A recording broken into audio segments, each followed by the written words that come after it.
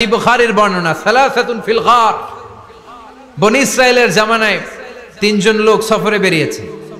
বানোয়াট ঘটনা না, এটা বুখারীর ঘটনা। সফরে বেরিয়েছে, মরুভূমির মাঝখানে প্রতিমধ্যে প্রচন্ড তুফান আর বৃষ্টি। বৃষ্টি থেকে বাঁচার জন্য এর একটা পাহাড়ের গুহার ভেতরে ঢুকেছে। হঠাৎ থান্ডার, বজ্রপাত, বিজলি, মুষলধারে বৃষ্টি। বৃষ্টির পানিতে পিচ্ছিল হয়ে উপর থেকে বিশাল প্রকাণ্ড একটা পাথরের খণ্ড এসে গুহার মুখের মধ্যে আটকে গিয়েছে। যেই গুহার মুখ দিয়ে তারা ঢুকেছে, ওইখানে বিশাল একটা পাথর গড়িয়ে এসে উপর থেকে বলল, অন্ধকার, ভিতরে কোনো আলো নাই, কোনো জনমানব নাই, বাঁচানোর কেউ নাই, কিচ্ছু দেখা যায় না, ঘুটঘুটে অন্ধকার। বাইরে থেকে আলো আর অক্সিজেন যে আসবে ওই সুযোগটাও নাই। তিনজন বুঝে গেল আমাদের মৃত্যু এখানেই হবে, আমাদের কঙ্কাল গুলো শত শত বছর এখানে পড়ে থাকবে, কেউ উদ্ধারের জন্য আসবে না। ঠিক কিনা? বাঁচানোর কেউ নাই, অক্সিজেন যতটুকু আছে কিছুক্ষণ পরে এটাও শেষ হয়ে যাবে। তিনজনের একজন বলল, আমাদের বাঁচানোর কেউ নাই, একজন ছাড়া তিনি কে?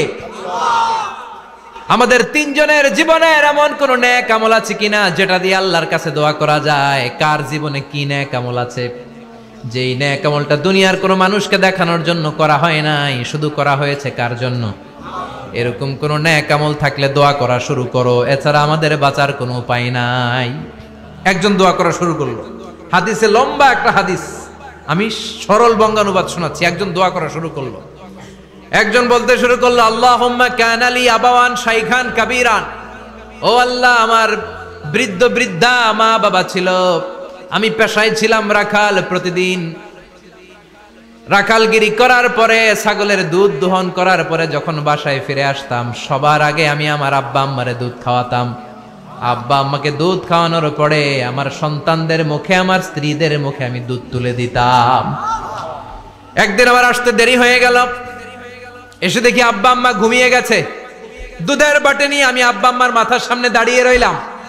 মনে মনে ভাবলাম, আব্বা আম্মা যখন ঘুম থেকে জাগবে, আব্বা আম্মারে আগে আমি দুধ খাওয়াবো, তারপরে ছেলে মেয়েরে খাওয়াবো, স্ত্রীদেরকে খাওয়াবো। দাঁড়িয়ে রইলাম। আমার ছেলে মেয়েরা এসে আমার কাছে বলল, আব্বা খাবার দাও। আমি দেই নাই। ক্ষুধার জ্বালায়, ক্ষুধার যন্ত্রণায় পাগল পড়া হয়ে আমার কলিজার টুকরা ছেলে মেয়েগুলো আমার পায়ের মধ্যে পড়ে কাঁদতে লাগলো, আব্বা একটু দুধ দাও, ক্ষুধা লেগেছে। ও আল্লাহ, আমি দেই নাই। ফজর পর্যন্ত দাঁড়িয়ে রইলাম। ফজরের সময় যখন আব্বা আম্মা ঘুম থেকে উঠলেন, সবার আগে আব্বা আম্মারে দুধ খাওয়ালাম, তারপরে ছেলে মেয়েদের মুখে তুলে দিলাম। ও আল্লাহ, ও আল্লাহ, ওই দিনে সারা রাতটা আমি দাঁড়িয়ে আব্বা আম্মার জন্য যে দাঁড়িয়েছিলাম, দুনিয়ার কাউরে দেখানোর জন্য নয়, শুধু তোমারে খুশি করার জন্য। ওই রাতের ইবাদতটা যদি তোমার কাছে পছন্দ হয়, ফাফাররিজ আন্না মা নাহনু ফি, আজকে যেই বিপদে আমরা আছি, বিপদ থেকে তুমি বাঁচাও। বলার সাথে সাথে 1/3, 1/3 পাথরটা ডান দিকে সরে গেল। সুবহানাল্লাহ পড়বেন না? এবার বাইরে থেকে আলো আসতে শুরু করেছে, অক্সিজেন ঢুকতে শুরু করেছে, তাদের মনের মধ্যে স্বস্তি ফিরে এসেছে। এবার দ্বিতীয় জন দোয়া শুরু করলো, আল্লাহ, আমার এক চাচাতো বোন ছিল, এত সুন্দরী, আমার জীবনে এত সুন্দরী নারী আমি দেখি নাই, এত সুন্দরী নারী।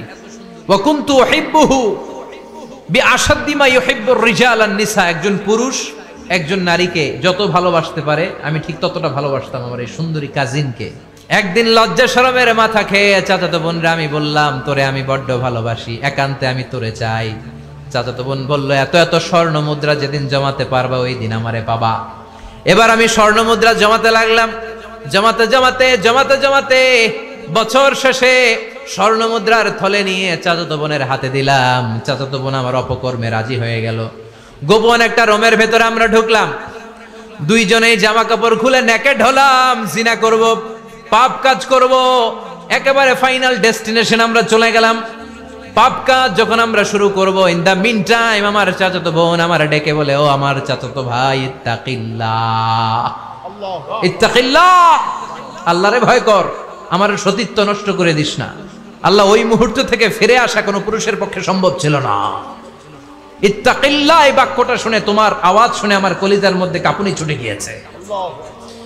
তোমার নাম শুনে আমি আর ধৈর্য ধারণ করতে পারি নাই, চিৎকার মেরে জামা পেড়ে ওই ঘর থেকে বের হয়ে গেলাম।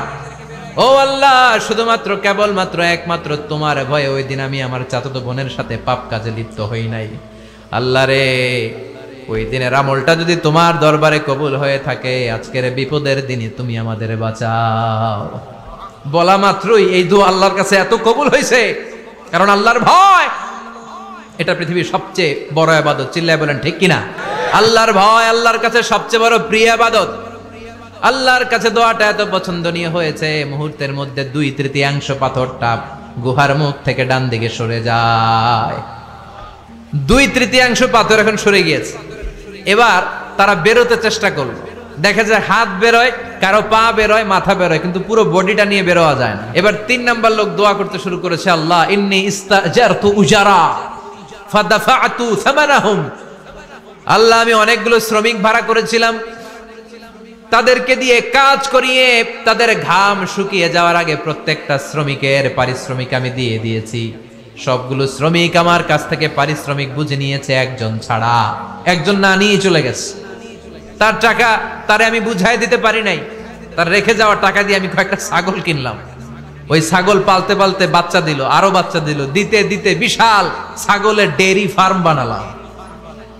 1 যুগ পরে ওই শ্রমিক এসে বলে, হে আমার মালিক, 12 বছর আগে তোমার কাছে কাজ করেছিলাম, টাকা কিন্তু নেই নাই, টাকা দাও। আমি বললাম, ওই যে বিশাল ছাগলের বড় একটা ডেইরি ফার্ম দেখা যায়, পুরো ডেইরি ফার্ম তোমার, ডেইরি ফার্মটা তুমি নিয়ে যাও। শ্রমিক আমারে বলতে লাগলো, তাস্তাজিউ মিন্নি, আমার সাথে ঠাট্টা করো নাকি? একদিনের পারিশ্রমিক দিয়ে ডেইরি ফার্ম হয় নাকি? যতটুকু টাকা তোমার কাছে আমি 12 বছর আগে পেতাম, ততটুকু দিলেই চলবে। তারে আমি বুঝিয়ে বললাম, তোর টাকা দিয়ে ছাগল কিনেছি, ছাগলের ব্যবসা করে ডেইরি ফার্ম বানিয়েছি, একটার পর একটা ছাগল বাচ্চা দিতে দিতে আজকে হাজার হাজার ছাগলের এই ডেইরি ফার্ম, পুরো ডেইরি ফার্মটা আমি তোরে দিয়ে দিলাম। বলা মাত্র ওই শ্রমিকটা ডেইরি ফার্ম নিয়ে চলে গেল। মাবুদের এই কঠিন বিপদের দিন সে শুধু দাবি করেছিল তার পারিশ্রমিক, তার পারিশ্রমিকের টাকা তার হাতে দিলে সে খুশিতে বাকবাকুম, কিন্তু তার বদলে পুরো ডেইরি ফার্মটা আমি তার হাতে তুলে দিয়েছি একমাত্র তোমার সন্তুষ্টির জন্য। ওই দিনের আমলটা যদি তোমার দরবারে একটুও ভালো লেগে থাকে রে মাওলা, আজকের কঠিন বিপদ থেকে বাঁচাও। বলতে দেরি, মুহূর্তের মধ্যে বিশাল পাথর খণ্ডটা গুহার মুখ থেকে ডান দিকে সরে যায়। আল্লাহর শুকরিয়া করে 3 জন বের হয়ে যায়। সহিহ বুখারীর বর্ণনা। আপনার জীবনে এমন কোন নেক আমল যদি থাকে যেটা শুধু আল্লাহরে দেখানোর জন্য করছিলেন, আমরা আমল করব অবশ্যই দেখানোর জন্য, তবে মানুষকে নয়। কারা দেখানোর জন্য? আমাদের সব দেখানো হবে একজনকে। চিল্লায় বলেন, তিনি কে? কিছু কপাল পড়া লোক আছে, এরা বলে আল্লাহু আকবার নাকি একটা দলের স্লোগান, একটা মতের স্লোগান, একটা গোষ্ঠীর স্লোগান। ওমিয়া আল্লাহু আকবার কি কোনো দলের স্লোগান, কোনো মতের স্লোগান? আমরা যারা মুসলমান, আমাদের জন্মগ্রহণের সাথে সাথেই আমাদের কানের মধ্যে এই আল্লাহু আকবার নামের স্লোগান, এই আজান আছে না নাই? আমাদের বাম কানে একামত আছে না নাই? আমাদের সব ধর্মীয় উৎসবে আমার আল্লাহর নামের স্লোগান আছে না নাই? তার মানে এটা কোনো দল, কোনো স্পেশাল মত, কোনো বিশেষ গোষ্ঠীর স্লোগান নয়, এটা গোটা মুসলিম উম্মার স্লোগান। চিল্লা এখন ঠিক কিনা? আল্লাহ কোরআনের জন্য একটা বাড়ি বানিয়ে দিয়েছেন, সপ্ত আকাশের উপরে সিদরাতুল মুনতাহা, তার উপরে বাইতুল মামুর, ফেরেশতাদের কাবা, তার উপরে আল্লাহ তাআলা কোরআনের জন্য একটা ডুপ্লেক্স বাড়ি বানিয়ে দিয়েছেন, যেটার নাম লৌহে মাহফুজ। চিল্লায় পড়েন আল্লাহু আকবার। কোরআনের জন্য আল্লাহ বাড়ি বানালেন, আর বললেন বাল হুয়া কোরআনুম মাজিদ, বরং এটা হচ্ছে কোরআনে মাজিদ। কোরআনে মাজিদ নামটা কেমন লাগে? আপনাদের এখানে লেখা কোরআন শরীফ, কিন্তু আল্লাহ বললেন বাল হুয়া কোরআনুম মাজিদ। আফসোসের বিষয় হচ্ছে আমরা আমাদের এই বাংলাদেশ সহ ভারত, পাকিস্তানে এই কোরআন আল করিমকে, কোরআনে মাজিদকে কোরআন শরীফ বলে বেশি অভ্যস্ত, কিন্তু কোরআনের ভেতরে কোথাও কোরআনকে কোরআন শরীফ বলা হয় নাই। বিশ্বনবী সাল্লাল্লাহু আলাইহি ওয়াসাল্লাম তার হাদিসের কোথাও কোরআনকে শরীফ বলে নাই। আরবরাও কোরআনকে কোরআন শরীফ বলে না। এখন থেকে কোরআনকে কোরআন শরীফ বলবেন না কোরআনে মাজিদ বলবেন?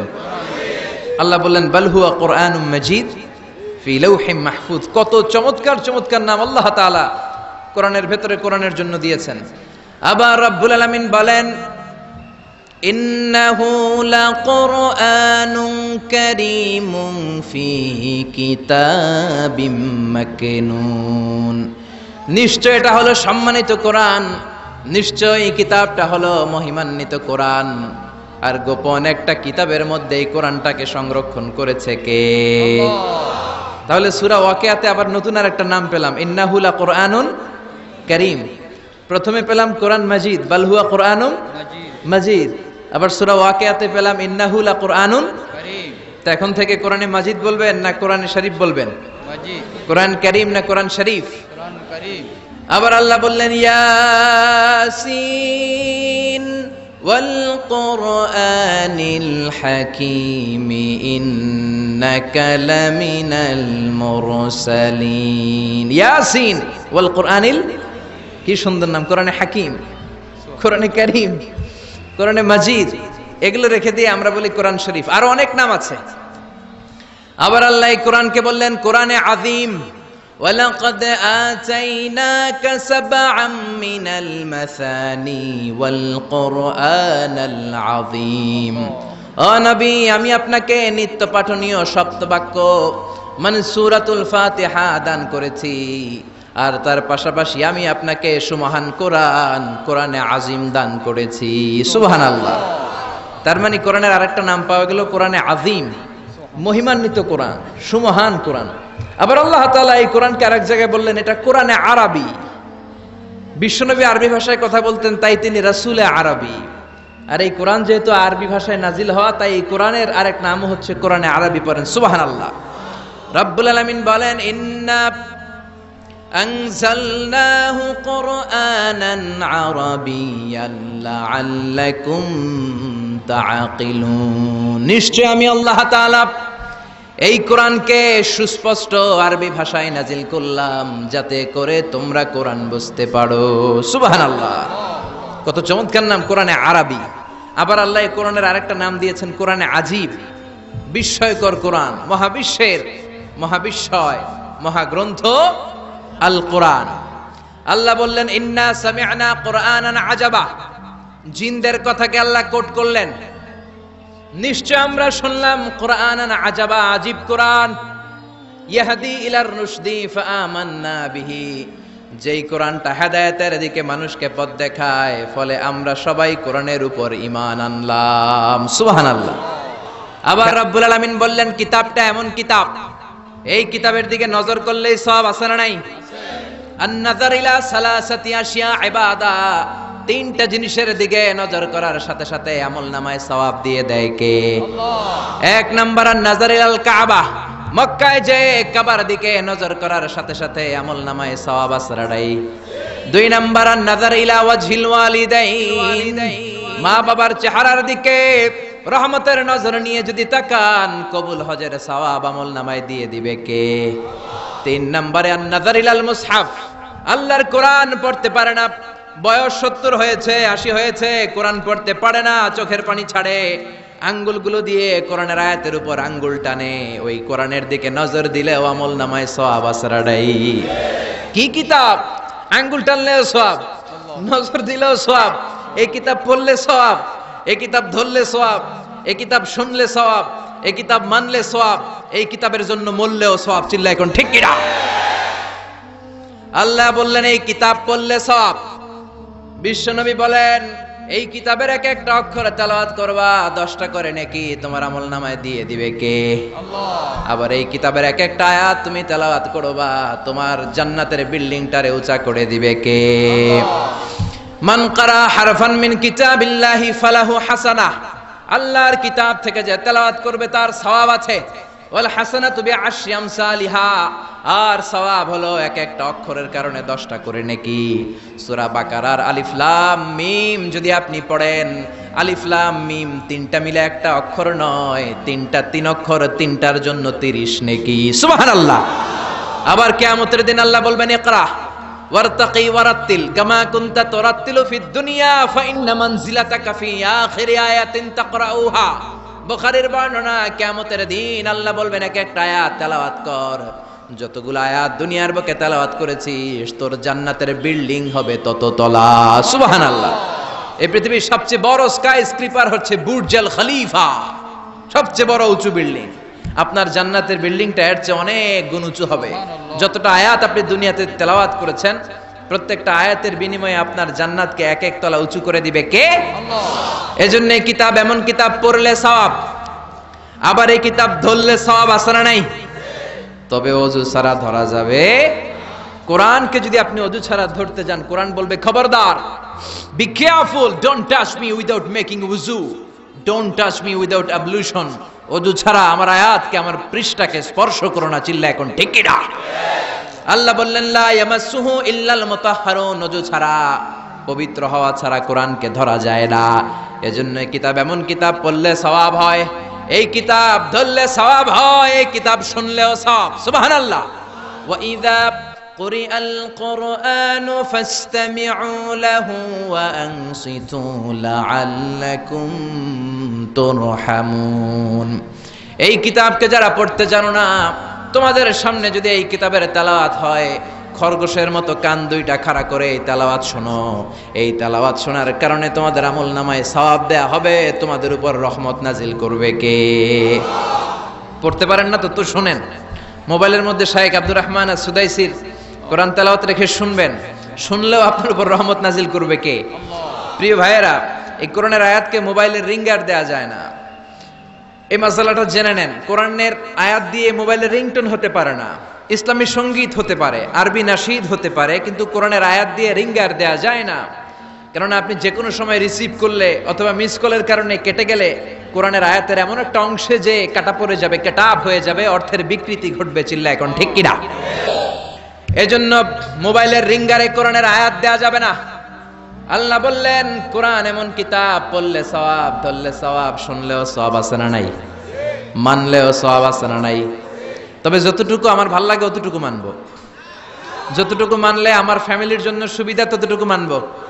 যতটুকু মানলে আমার দলের জন্য সুবিধা, নেতার জন্য সুবিধা, নেত্রীর জন্য সুবিধা, শুধু অতটুকু মানবো নাকি পুরোটা মানবো? আপনি যদি বলেন কোরআনের 30 পারা, আমি 29 পারাই মানি, এক পারা মানি না, মুমিন না কাফের। এই কোরআনের 114 সূরা, বললেন 110টা মানি, 4টা মানি না, মুমিন না কাফের। এই কোরআনে 6666 আয়াত, বললেন 6665টা মানি, একটা মানি না, মুমিন না কাফের। আল্লাহ বললেন আফাতুমিনুনা বিবাদিল কিতাবি ওয়া তাকফুরুনা বিবাদ, বেছে বেছে নিজের সুবিধা মতো কোরআনের কিছু মানবা, কিছু ছাড়বা। এই যদি তোমার নীতি হয়, চরিত্র হয়, তুমি মুমিন নও, তুমি কাফের। কার কথা? একদল আছে বেছে বেছে মানে, সহজ কথাগুলো মানে, নিজের জন্য যেটা স্যুট করে ওইটা মানে, নিজের দলের জন্য যেটা স্যুট করে ওইটা মানে, নিজের ব্যবসা প্রতিষ্ঠানের জন্য যেটা স্যুট করে ওইটা মানে, যেটাই নিজের বিরুদ্ধে চলে যায়, যেটাই নিজের বাপের বিরুদ্ধে যায়, নিজের দলের বিরুদ্ধে যায়, ওইটা মানতে চায় না। এরকম নামধারী মুসলমান আছে না নাই? একদল আছে নরম গুলা মানে, গরম গুলা মানে না, আছে না নাই? মিষ্টি খাওয়ার সুন্নাত মানে, মায়ের খাওয়া যে সুন্নাত মানে না, আছে না নাই? সুবিধাজনক কথাগুলা মানে, যেগুলা বললে ঝুঁকি আসবে, মাইর আসবে, ঘুষি আসবে, ওইগুলা মানে না, আছে না নাই? আজকেও যদি আমার দেশের প্রধানমন্ত্রী, প্রিয় প্রধানমন্ত্রী ঘোষণা দিয়ে দেয় কালকে থেকে একটাও বেনামাজি থাকতে পারবে না, এক ওয়াক্ত নামাজ মিস হলে 5টা করে বেতের বাড়ি, বক্তা সাহেব বক্তব্য দেওয়ার পরে নামাজ না পড়লে বক্তার পিছনে 5 বেত, আছে না নাই?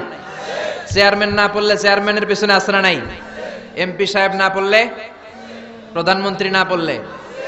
আপনারা কইছেন, আমি কই নাই, আমার কোনো দোষ নাই। এই নিয়মটা যদি হতো, বিশ্বনবী বলেছেন ইন্নাল্লাহা মা ইয়াযাউ বিস সুলতান লা ইয়াযাউ বিল কুরআন, আল্লাহ মাঝে মাঝে ক্ষমতার প্রয়োগে সমাজে যা করান ওটা কোরআন দিয়েও করায় না। এজন্য প্রধানমন্ত্রী মাইরের ঘোষণা দিবে আর আমরা ওয়াজ কইরা যাব। মাইর আর ওয়াজ দুইটার বিনিময়ে বাংলার জমিনে ইসলাম কায়েম করায় দিবে কে? আল্লাহ। আমরা সারা জীবনও ওয়াজ করে যেটা করতে পারবো না, ক্ষমতার মসনদ থেকে একটা অর্ডার আসলে বাংলাদেশে ইসলাম কায়েম হয়ে যাবে। এজন্য অর্ধেক মানবেন না পুরাটা? পুরা। 3-এর 2 মানবেন না পুরা? পুরা। 4-এর 3 মানবেন না পুরা? পুরা কোরআন যদি মানেন তবে আপনি মুমিন, আধা আধা মানলে মুমিন নয়। তা আপনারা কি? যদি আধা আধা মানেন তাহলে মুমিন নন, তাহলে তারা কি? আফাতুমিনুনা বিবাদিল কিতাব ওয়া তাকফুরুনা বিবাদ, কিছু মানবা কিছু ছাড়বা, মুমিন নও, তুমি কাফের। চিল্লা এখন ঠিক কি না? তার মানে এমন কিতাব পড়লে সওয়াব, ধরলে সওয়াব, শুনলে সওয়াব, মানলে সওয়াব। এই কোরআনের জন্য মরলেও সওয়াব, মরলেও সওয়াব আছে রাডাই। কোরআনের জন্য আমাদের ভাইয়েরা মরে কি মরে না? রক্ত দেয় কি দেয় না? কত রক্ত লাগবে তোমাদের? আমাদের কাছে টাটকা রক্ত আসরাড়াই। জোরে বলেন। ফু দিয়ে কোরআনের আওয়াজকে নিভাতে চায়। কোরআনটা মোমবাতি নয় যে ফু দিয়ে নিভানো যাবে। কোরআনটা কুপির বাতি নয় ফু দিয়ে নিভানো যাবে। কোরআনটা গ্রামের চারাক বাতি নয় তুমি ফু দিয়ে নিভায়ে দেবা। এই কোরআনটা হচ্ছে ইলেকট্রিক্যাল বাতি, এটা সুইচ অফ করে নিভাতে হয়, আর সুইচটা কার হাতে? এজন্য আল্লাহ বলেন খবরদার, ইউরিদুনা লিয়ুতফিউ নূরাল্লাহি বিআফওয়াহিহিম ওয়াল্লাহু মুতিম্মু নূরিহি ওয়ালাউ কারিহাল মুশরিকুন। কোরআন বিদ্বেষীরা, ইসলাম বিদ্বেষীরা কোরআনের আলোকে ফু দিয়ে নিভিয়ে দিতে চায়, কিন্তু কোরআন তো মোমবাতি নয় যে ফু দিয়ে নিভানো যাবে। কোরআনের বাতিকে কিয়ামত পর্যন্ত জ্বালিয়ে রাখবে কে? আজ পর্যন্ত কেউ নিভাতে পারে নাই, পারবেও না। চিল্লায় এখন ঠিক কিনা? কোরআনের বাতি নিভাইতে আসলেও নিজেই নিভে যায়। চিল্লায় বলেন ঠিক কিনা? আপনি এক জায়গায় কোরআনের আওয়াজকে স্তব্ধ করে দিবেন, আরো 10 জায়গায় কোরআনের আওয়াজ গর্জে উঠবে। ময়দানে ময়দানে মুফাসসিরদের হক কথাগুলো আছে না নাই? ইসলামের কান্ডারি আজও বাংলার জমিনে আছে না নাই? সিংহকে জেলেবন্দি করলেও সিংহের বাচ্চাগুলো আছে না নাই? মনে রাখতে হবে, সিংহের বাচ্চা হলেও সেগুলো সিংহ, সেগুলো বানর নয়। সিংহের বাচ্চা হলে সেগুলো সিংহ, সেগুলো শিয়াল নয়। সিংহের বাচ্চা যেগুলো, সেগুলো আর একটা সিংহ। চিল্লায় বলেন ঠিক কিনা? সময় মতো ওই সিংহের গর্জনে পুরো বন কেঁপে কেঁপে উঠবে। চিল্লায় বলেন ঠিক কিনা? এজন্য আল্লাহ বলেন এই কিতাব পড়লে সওয়াব, ধরলে সওয়াব, শুনলে সওয়াব, এই কিতাব মানলে সওয়াব, এই কিতাবের জন্য মরলেও সওয়াব। আছে না নাই? মরতে রাজি আছেন? রাজি আছেন মরতে? কোরআনের জন্য মরলে আপনি মরবেন না, আজীবনের জন্য জীবিত থেকে যাবেন। ঠিক কিনা? ওয়ালা তাকুলু লিমান ইয়াকতালু ফি সাবিলিল্লাহি আমওয়াত বাল আহইয়াউ ওয়ালাকিন লা তাশউরুন। আল্লাহ সতর্কবাণী দিয়ে বললেন খবরদার, কোরআনের রাজ কায়েম করতে যে আমার জমিনে যারা রক্ত ঢাললো, কোরআনকে মসনদে বসাতে যে, কোরআনের সমাজ প্রতিষ্ঠা করতে যে যারা জীবন দিল, তাদেরকে তোমরা মৃত বলো না। সুবহানাল্লাহ। তারা জীবিত। কিয়ামতের দিন তারা সবুজ পাখি হয়ে জান্নাতের আনাচে কানাচে ঘুরে বেড়াবে। চিল্লায় পড়েন আল্লাহু আকবার। এজন্য কিতাব পড়লে সওয়াব, ধরলে সওয়াব, শুনলে সওয়াব, মানলে সওয়াব, কিন্তু কেমন করে পড়বো তারও একটা নিয়ম আছে না নাই? কথা বলেন। আপনি কেমন করে পড়বেন, কোত্থেকে কোরআন পড়বেন, এ ব্যাপারে গাইডলাইন, দিক নির্দেশনা কোরআনের ভেতরে দিয়েছে কে? আল্লাহ বলেন ফাকরাউ মা তায়াসসারা মিনাল কুরআন। আমি আমার কোরআনকে এত সহজ করে দিলাম, কোরআনের যে দিক দিয়ে মনে চায় তুমি পড়ো, কবুল করে নিবে কে?